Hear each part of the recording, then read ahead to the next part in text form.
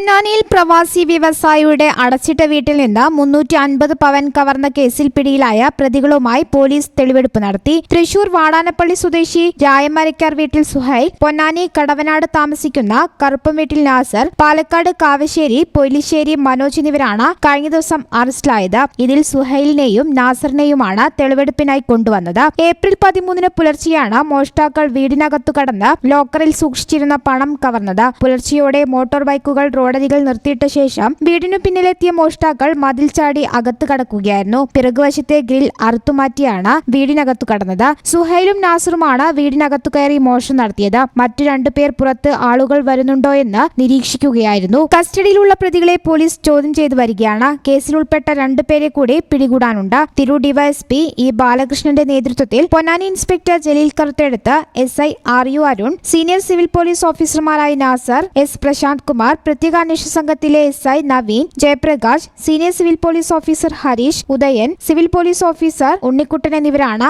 പ്രതികളുമായി തെളിവെടുപ്പ് നടത്തിയത്. ഈ ചാനൽ ന്യൂസ് പൊന്നാനി. ഞങ്ങളെ പറ്റി നിങ്ങൾക്കല്ലേ കൂടുതൽ അറിയുന്നത്?